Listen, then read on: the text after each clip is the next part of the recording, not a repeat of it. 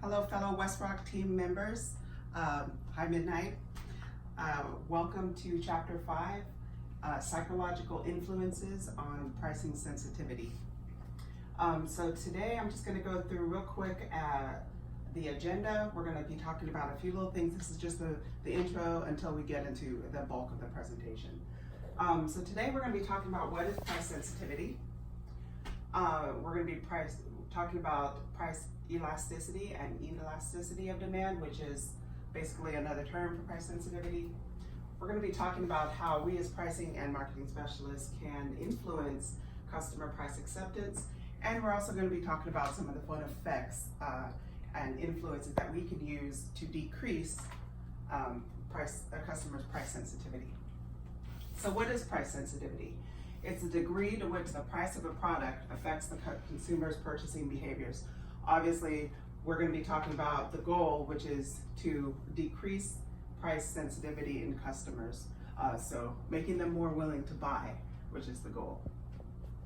Price sensitivity is also known as the price elasticity of demand, and or it's also it's the measure of the change in demand based on its price change. So there are two types of goods that I was going to discuss today, and the first is inelastic goods, excuse me. And I like to think of these as goods that are needed.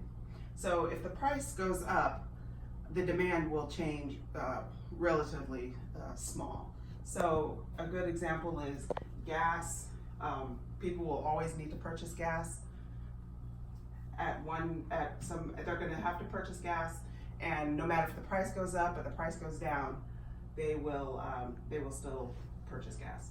Same with salt, tap water, diamonds, electricity, tobacco, Apple products. Pretty much no matter how they're priced, they'll have a fan base that will always purchase them. And also a good example is a good produced by a monopoly. The other type of goods are elastic goods, and these are goods that have substitutes. So as the price goes up, the demand will go down, and it's because there's plenty of choices as a consumer. If I don't like the price of Heinz soup going up, I have plenty of other choices, or I can just make my own. Cars, soft drinks, toys, televisions. Vacations is a good one because there's so many packages out there. So you have to be really careful when you're pricing your vacation or when you're pricing anything.